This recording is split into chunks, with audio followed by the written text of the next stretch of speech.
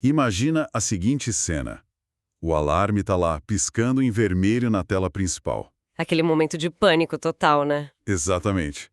Tem um tanque gigante com milhares de litros de leite cru, superaquecendo bem no meio da fábrica. E o relógio correndo. Correndo muito. O engenheiro de produção tem, digamos, uns 3 minutos para ajustar as válvulas de resfriamento antes que aquele lote inteiro vá para o ralo. A pressão é absurda. É o tipo de situação que define o dia ou o mês da operação. E aí, o que o sistema de dados da empresa oferece para ajudar esse engenheiro bem nessa hora?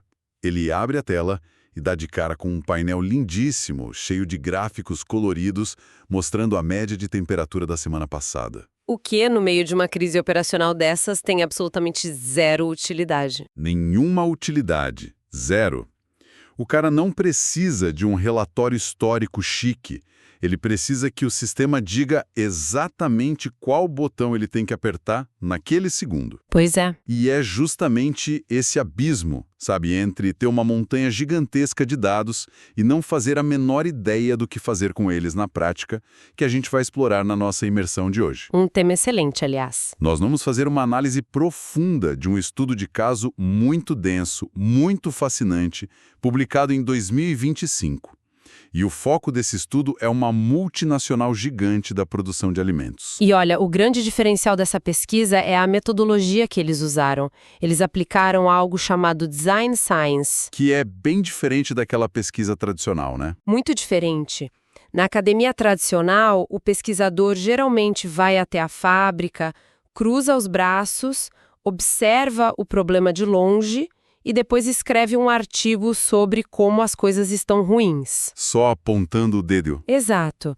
Mas na Design Science, não. Os pesquisadores arregaçam as mangas. Eles intervêm na realidade.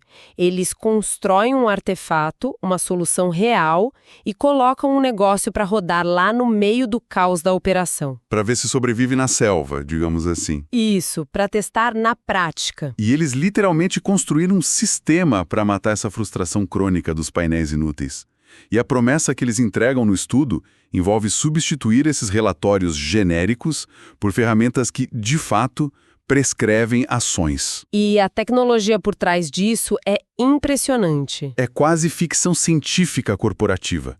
Eles cruzam gêmeos digitais com um negócio chamado mashups customizáveis em massa. Parece jargão puro, mas a gente vai desmistificar isso. Com certeza. Mas antes da gente mergulhar nas engrenagens dessa tecnologia, a gente precisa entender o tamanho do buraco em que a indústria se meteu, né?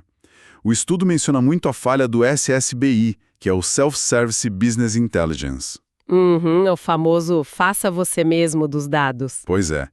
Na teoria, o SSBI deveria dar um superpoder para os funcionários, para eles mesmos criarem as suas próprias análises, certo? Essa era a promessa dourada. A ideia de que qualquer pessoa, em qualquer departamento, ia abrir um software e fazer cruzamentos de dados brilhantes num estalar de dedos. Só que não é bem assim que a banda toca. Nem um pouco. A realidade que a pesquisa documenta é brutal. Olha esses números. Os dados mostram que apenas 22% dos usuários de negócios consideram que têm acesso a sistemas de informação que são úteis de verdade para o trabalho deles. 22%. É muito baixo. E a taxa geral de satisfação com essas ferramentas? Míseros 17%.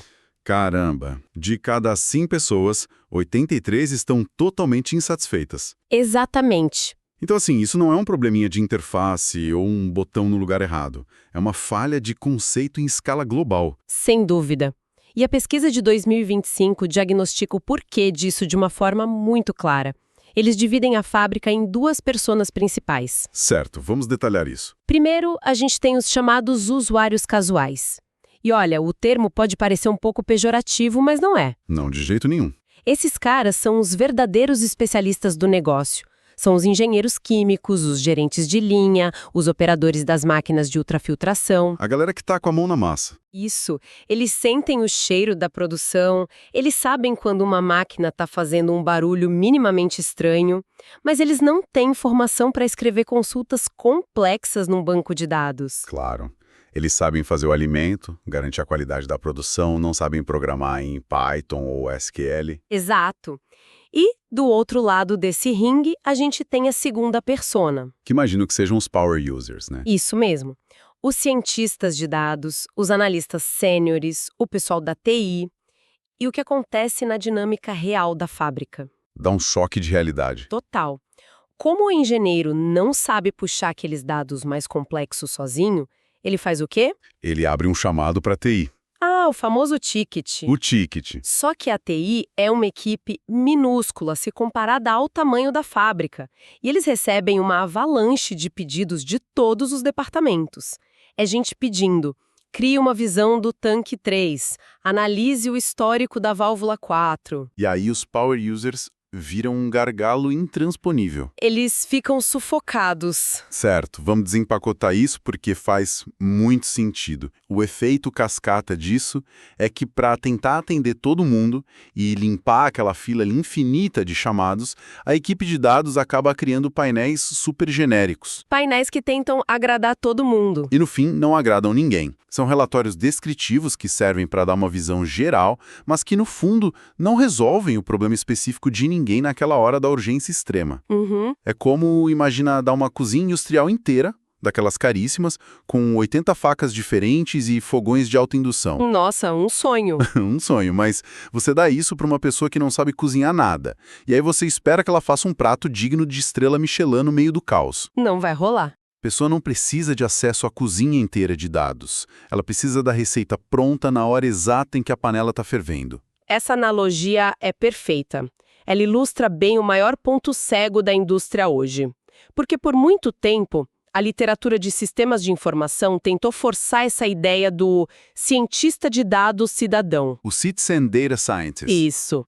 O que é fascinante aqui é que eles acreditavam que a solução mágica era pegar aquele engenheiro brilhante da fábrica que já trabalha 12 horas por dia e treinar ele para aprender linguagens de programação e estatística avançada. Uma loucura. É insustentável. O conhecimento profundo das nuances do negócio já está na cabeça desse usuário. O objetivo do sistema não deve ser transformar esse cara num programador frustrado. Ele já tem problema demais para resolver. Exato. O sistema tem que entregar informação mastigada na linguagem dele. Mas aí a gente esbarra num muro de concreto.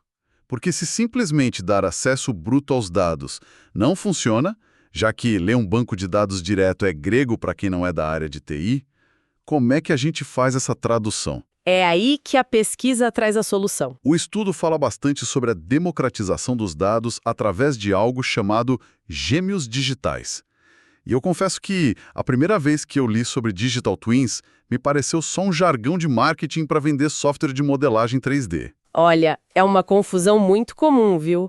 A maioria das pessoas pensa que um gêmeo digital é apenas um desenho tridimensional bonitinho da fábrica rodando num monitor. Um videogame da fábrica. Tipo isso. Mas na multinacional de alimentos dessa pesquisa, a implementação foi muito mais profunda.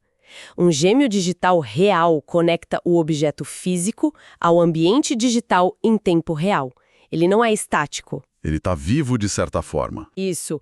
Cada sensor de temperatura, cada motor, cada medidor de fluxo que existe no mundo físico está enviando pulsos constantes para sua réplica virtual na nuvem. Certo. Aqui é onde a coisa fica realmente interessante.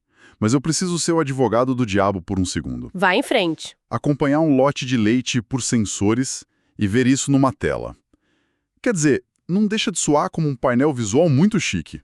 Por que isso seria tão revolucionário para a tomada de decisão do engenheiro? Excelente pergunta. Por que mudar a interface de tabelas chatas para um desenho animado 3D não parece resolver o problema central de saber qual botão apertar na hora do desespero? E não resolveria mesmo se fosse apenas visual.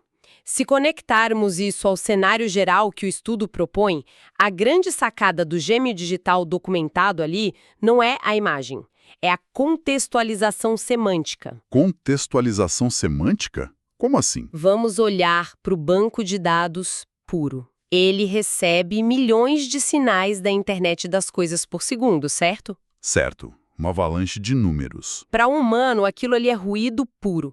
Imagina que um sensor joga o número 95 no servidor. O que é 95? Olha, pode ser 95 graus Celsius, pode ser 95 litros por minuto, 95% de umidade, sei lá. Exato. Sozinho é um dado completamente inútil. Mas os pesquisadores aplicaram normas técnicas industriais muito rígidas na construção desse gêmeo digital. Mais especificamente, a ISA 88 e a ISA 95. Que são padrões internacionais, né? Isso. E essas normas funcionam como uma espécie de gramática para processos em lotes. Elas estruturam o caos. Dão um sentido para a coisa. Perfeito. Elas pegam aquele 95 solto e dizem para o sistema o seguinte: este número vem do sensor térmico X, que está acoplado no pasteurizador número 3, que neste exato instante está processando o lote 45, que por sinal contém um produto altamente sensível ao calor. Ah, uau! Agora eu entendi. O sistema cria uma narrativa. Aquele número que estava voando solto ganha um endereço, ganha um histórico e uma função clara. E essa contextualização converte a estática do banco de dados numa inteligência operável. O dado bruto que antes só o analista sênior conseguia decifrar olhando linha de código, agora fala a língua natural de quem está no chão de fábrica. O sistema entende o processo físico de verdade. É tipo uma tradução simultânea em tempo real. Incrível. Mas olha, isso nos leva à segunda metade do problema. Que é a parte da ação. Exato. O sistema agora entende o contexto perfeito do que está acontecendo no momento. Ótimo. Só que, como o caso do nosso tanque de leite fervendo no início provou muito bem, saber o que está acontecendo não é a mesma coisa que saber o que fazer a respeito. É um salto enorme. E o estudo diz que a equipe fez justamente esse salto. Eles saíram de painéis descritivos para ferramentas prescritivas, usando, e aqui vem aquele jargão pesado de novo, eles usaram mashups customizáveis. O nome assusta um pouco, eu sei. Sinceramente, isso soa muito como uma frase de efeito de consultor cobrando caro. Como que isso se parece na vida real para a pessoa que está ali no chão de fábrica tocando na tela? O nome é bem denso mesmo, mas o princípio vem de uma lógica muito prática da manufatura tradicional, a customização em massa. Tá, me dá um exemplo. Imagina como a indústria automotiva consegue montar carros personalizados para clientes diferentes, tudo na mesma linha de montagem, com velocidade e com baixo custo. Ah, tipo, escolher a cor do banco, o motor, mas a esteira não para. Exatamente. Os pesquisadores pegaram essa mesma lógica de fábrica e aplicaram na criação de análises de dados. Eles construíram um motor onde algoritmos supercomplexos são montados e desmontados sob medida, na hora, para o problema exato que o operador está enfrentando naquele segundo. Então, para ver se eu entendi, não é um painel fixo. O painel meio que se molda à pergunta que o usuário está fazendo. É isso. E a interface em si é quase invisível de tão simples, é um configurador. O engenheiro da linha escolhe parâmetros básicos no menu suspenso, tipo máquina de ultrafiltração 2, aí escolhe o lote atual e, o mais importante, ele escolhe o objetivo dele. Por exemplo, minimizar gasto de energia sem reduzir a velocidade do fluxo do produto. Nossa, e é só isso que o humano faz. Só isso. A partir daí, o peso do trabalho pesado cai todo sobre a tecnologia debaixo do capô. Eles integraram o sistema de machine learning automatizado, o famoso AutoML. Certo, aqui que a gente precisa quebrar essas coisas em pedaços menores para não perder ninguém. A pesquisa detalha que o sistema usa árvores de regressão XGBoost para fazer as previsões. E eles têm margens de erro bem mapeadas, algo em torno de 7,41% para eletricidade e 11,09% para resfriamento. Números bem sólidos para um ambiente industrial complexo. Muito sólidos. Mas como isso funciona na prática?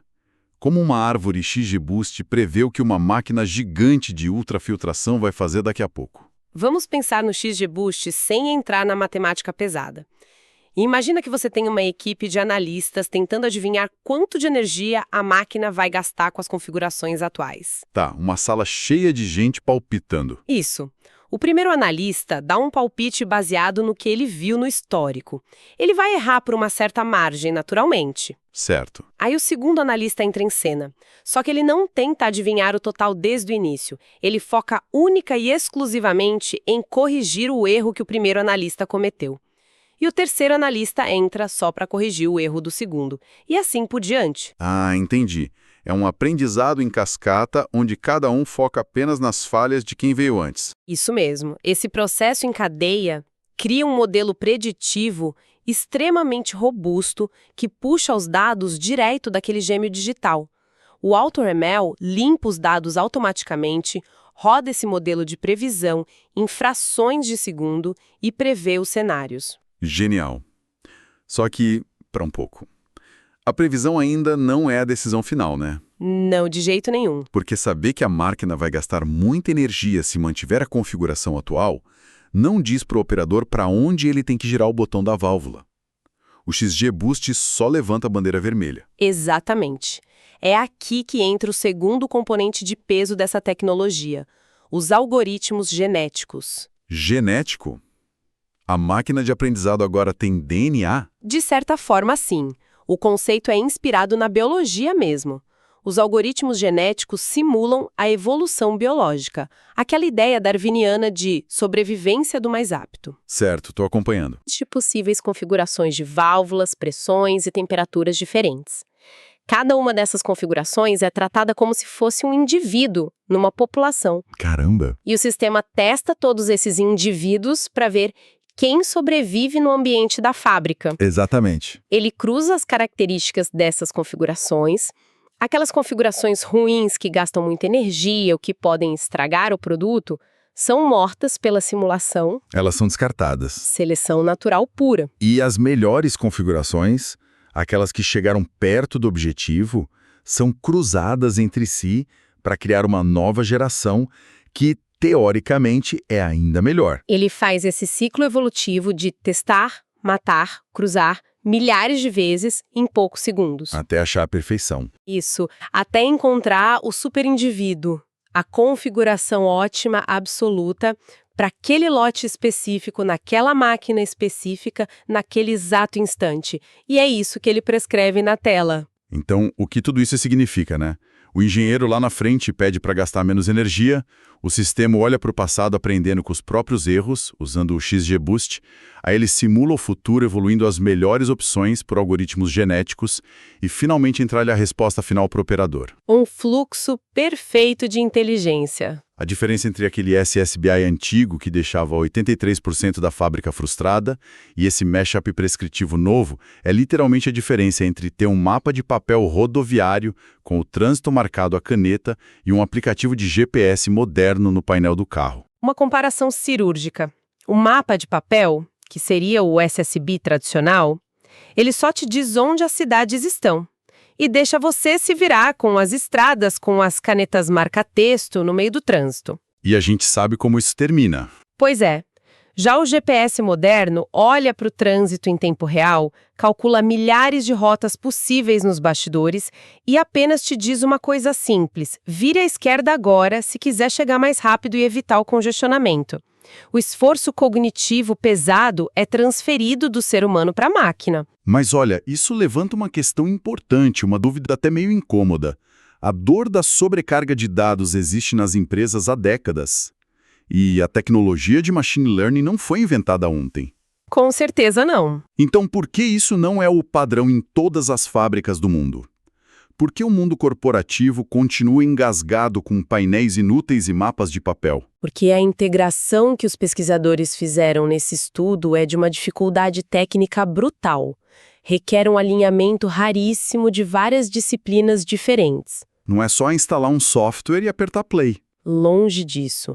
Você precisa de engenheiros de produção que entendam profundamente a física do alimento. Precisa de engenheiros de software arquitetando o gêmeo digital em tempo real. Precisa de cientistas de dados criando um modelo preditivo que não quebre a fábrica na primeira tentativa. E ainda tem que fazer isso ser fácil de usar. Exato. Aí entram os designers de interface, que têm que esconder toda essa complexidade absurda, essa matemática pesada, atrás de 3 ou 4 botões numa tela limpa. Fazer o simples, na engenharia, é sempre a tarefa mais difícil. É um trabalho de orquestra.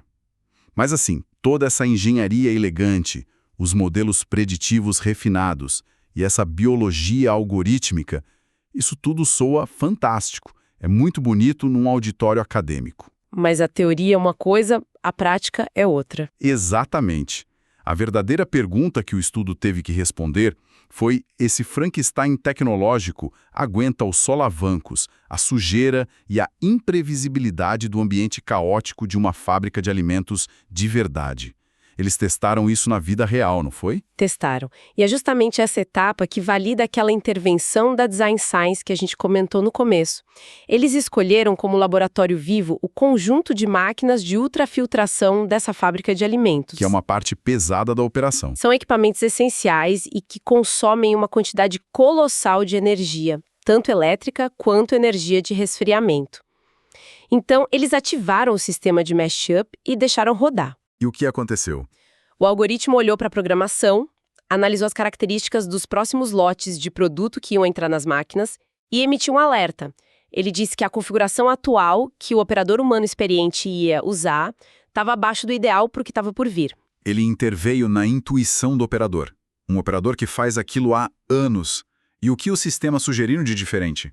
Ele gerou uma nova configuração totalmente otimizada por aqueles algoritmos genéticos e prescreveu a mudança exata nas válvulas e temperaturas. Os pesquisadores pegaram essa receita, foram até a gerência da fábrica e pediram permissão oficial para alterar as configurações físicas das máquinas. Uma responsabilidade gigantesca. Eles assumiram o risco, a gerência autorizou e eles operaram com os novos parâmetros sugeridos pela inteligência artificial durante 3 semanas consecutivas, medindo cada gota de energia. 3 semanas mexendo no coração de uma operação que movimenta cifras milionárias.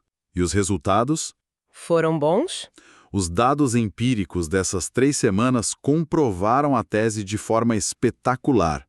A simples alteração sugerida pelo mashup resultou numa redução real de 19,50% no consumo de eletricidade daquelas máquinas. 19,5%. Isso já é muito. Mas o impacto na energia de resfriamento foi ainda mais dramático. Eles registraram uma queda de 29,43%. Quase 30% de queda na energia de refrigeração. Nossa! Numa escola industrial multinacional, processando milhões de litros, uma economia dessas em uma única etapa da linha de produção se converte numa montanha de dinheiro retido no caixa da empresa no fim do ano. É um retorno sobre investimento gigantesco. Sem contar a montanha de emissões de carbono que não foi jogada na atmosfera, que tem o peso ecológico também.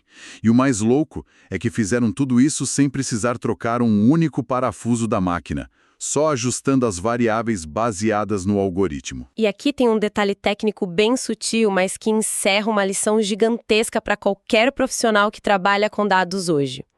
Lembra do XGBoost que fez as previsões no começo? Lembro. O modelo em cascata? Então, a máquina tinha previsto quedas na casa dos 17,20% para eletricidade e 28,69% para refrigeração. Pera. Ela previu 17 e o real foi 19. Previu 28 e o real foi 29. Ela errou as previsões, mas por uma margem bem pequena. Foi levemente conservadora, na verdade. Exatamente. A previsão não foi 100% perfeita matematicamente falando. E quer saber? É isso que importa. Como assim? Cientistas de dados muitas vezes sofrem de uma doença chamada overfitting. Eles treinam o modelo à exaustão até ele acertar perfeitamente os dados do passado. Mas quando colocam esse modelo perfeito no mundo real, que é caótico, ele engasga com qualquer variação nova que aparece. Fica viciado no passado. Isso. Os pesquisadores dessa intervenção sabiam que a perfeição acadêmica é inimiga da utilidade operacional. O modelo não precisava ter precisão absoluta. Ele só precisava ser bom o suficiente e altamente ágil para lidar com as variáveis desconhecidas em tempo real. A utilidade prática venceu a perfeição. Que aula! Isso resume de forma brilhante o objetivo de tudo que a gente analisou hoje. Se a gente puder destilar centenas de páginas e tabelas desse estudo de 2025 para quem nos ouve, a mensagem central é muito nítida. O verdadeiro valor do Business Intelligence contemporâneo não está e nunca esteve em despejar caminhões de dados brutos na tela das pessoas. Isso só gera paralisia por análise. Exatamente. O futuro do trabalho exige a democratização do poder analítico real. E isso só acontece quando a gente amarra o contexto profundo de um gêmeo digital, a capacidade de prescrição acionável, de ferramentas customizadas como os mashups. É um alerta muito claro.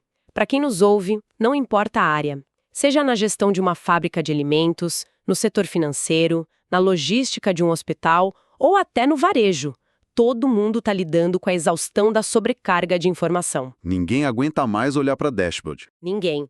Exigir que a tecnologia deixe de apenas descrever tragédias que já aconteceram e passe a prescrever soluções imediatas não é mais um luxo, é uma questão de sobrevivência no mercado produtivo. Nós precisamos do GPS recalculando a nossa rota e não de um mapa de papel com engarrafamentos marcados à caneta velha. Perfeito. Mas antes da gente encerrar esta análise profunda, a imersão, nesse caso, traz à tona um pensamento um pouco mais filosófico, sabe?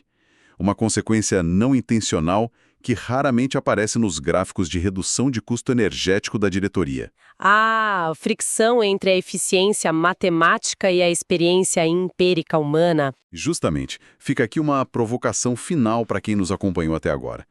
Se nós estamos caminhando aceleradamente para esse futuro inevitável, onde os painéis otimizados e algoritmos evolutivos vão prescrever a configuração perfeita, a resposta exata para cada probleminha diário nas nossas operações, o que vai acontecer com a intuição humana? É uma ótima pergunta. Aquele instinto, aquele sexto sentido inestimável do chão de fábrica, que foi forjado por décadas escutando o maquinário e cometendo erros, vai acabar atrofiando simplesmente por falta de uso? Ou será que ao delegarmos para a máquina esse fardo esmagador de calcular variáveis infinitas, nós estaremos finalmente livres para nos tornarmos os grandes estrategistas que fomos desenhados para ser, deixando de vez de agir como meras engrenagens subutilizadas no sistema? Fica aí a reflexão.